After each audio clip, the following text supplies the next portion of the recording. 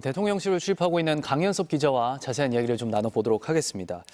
자, 체포영장 집행 관련해서 우선 경호처장이 전 직원 총동원령을 내려서 이 집행을 막았다, 이런 의혹이 나왔어요.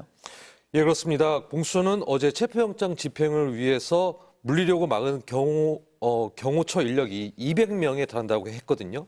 실제 전체 그 경호처 직원은 약 한 700명 정도로 좀 알려져 있어요. 예. 근데 어제 이제 3차 저지선이죠. 관저 앞 약 200m에 공수처는 경호 인력 200명이 팔짱을 끼고 인간 방패처럼 육탄 저지에 나섰다고 했거든요. 특히 공수처는 여기에 사무직으로 보이는 직원도 있었다고 했습니다.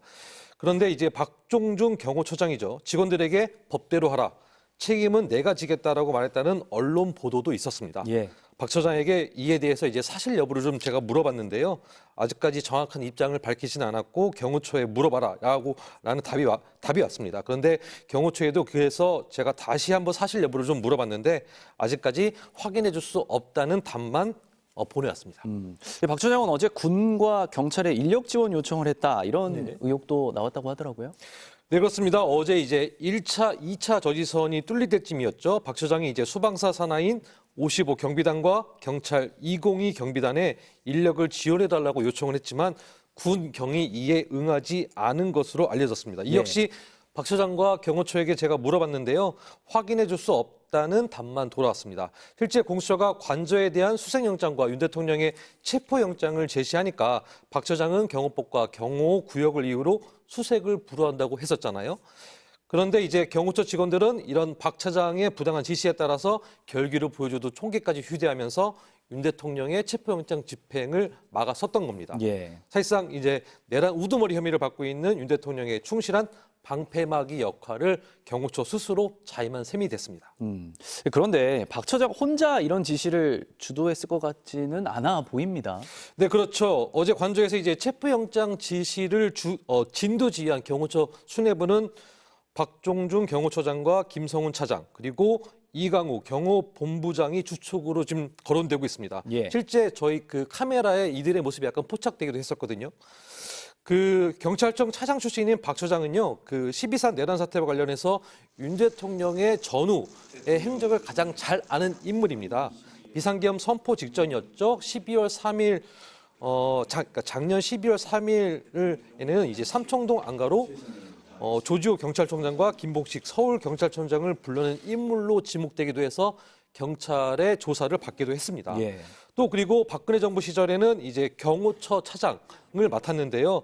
12.3 계엄에 이제 비선으로 지목된 노상원 전 정보사령관과도 이때 함께 일한 것으로 파악됐습니다. 야권에서는 그래서 김성훈 차장과 이광우 본부장도 윤석열 지키기의 일종의 핵심 인물로 좀 지목하고 있거든요. 예. 윤 대통령이 내란을 모의했다는 것이 이제 작년 3월부터 계속 나오고 있는데 이 모임 내란을 모의했다는 그 장소로 삼청동 안가가 계속 지목되고 있어요. 근데 이 삼청동 안가를 김 차장과 이 본부장이 실질적으로 좀 관할하고 있거든요. 예. 특히 이 두 사람은 김영현 전 그 경호처장 체제 하에서 승승장구했었고 특히 이제 김 차장 같은 경우에는 지난해 5월이었죠. 기획관리실장에서 차장으로 승진하기도 했습니다. 예. 문제는 이들이 이제 윤석열 정부와 이제 운명을 같이 할 사람이라고 본인들이 판단을 한다라고 할지라도 자신의 정치적 진로나 향후 뭐 이런 모색을 위해서 자신들의 그 일종의 부하죠. 이제 수많은 이제 경호처 직원들을 범법자로 결국에는 내몰리게 한 셈이 됐습니다. 이 보도에도 나왔습니다만 경호처가 일반 병사도 투입시킨 부분이 있습니까? 예, 어제 저희가 이제 그 MBC가 이제 단독 보도로 보도한 내용이긴 한데요. 이제 당시 이제 경호처는 그 1, 2차 저지선에서 대치 상황에서 군은 투입되지 않았다. 그래서 이들은 후방 근무로 전환했다. 이렇게 지금 해명을 하고 있지만 공수처는 이제 마지막 그 3차 관문이었죠. 그 관저 앞에 있는 200여 명의 겹겹이 이제 인간 방패를 싸고 있는 상황에서도 군인들이 보였다라고 설명을 하고 있습니다. 예. 이들은 이제 육군 수도방위 사령부 예하의 55 경비단 병력인데요. 직제사항은 이제 수방사 예하 부대인데 대통령 경호법 등에 따라서는 경호처의 통제를 받는다라고 국방부는 어제 밝혔습니다. 예. 실제 윤석열 정부 들어서 이제 그 관저에 대한 이제 경호가 약간 좀 바뀌었는데요. 문재인 정부 시절에는 이제 관저와 집무실 주변은 이제 경호처가 맡았고 청와대 울타리 안팎은 이제 경찰 그리고 외곽은 군이 맡았었는데 2022년 9월이죠. 윤 대통령이 이제 관저를 청와대에서 한남동 관저로 옮기면서 관저 내부와 근접 경호는 경호처 그리고 관저 울타리 안은 55 경비단 울타리 외곽 경비는 경찰이 맡게 됐습니다. 쉽게 예. 말해서 경찰이 맡던 관저 울타리 안 경비를 군인으로 바꾼 셈이 됐습니다. 이 과정에서 전임 경호처장이었던 김용현 전 장관의 입김이 작용했다. 예. 이런 이야기가 있습니다.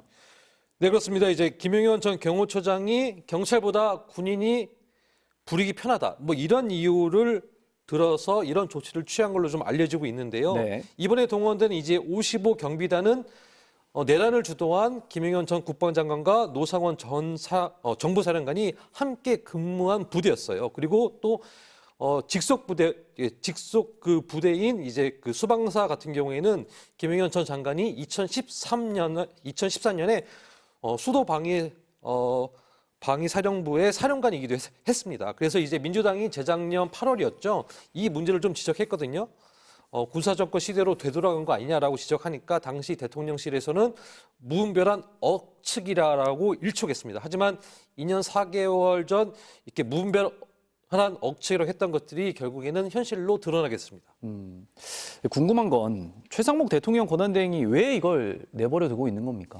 그 부분도 사실 가장 큰 의문으로 좀 남는 부분이긴 한데요. 네. 최상목 권한대행은 이제 어제에 이어서 오늘도 일부 일정을 좀 소화하고 있는데 이에 대해서는 아무런 입장을 밝히고 있지는 않습니다. 네. 최 권한대행은 앞서 이제 공수처가 체포영장 집행에 앞서 이제 협조 조치를 약간 요구를 했는데요. 이에 대해서 공수처와 경호처가 알아서 할 일이라는 식으로 약간 이 문제를 회피했었거든요. 예.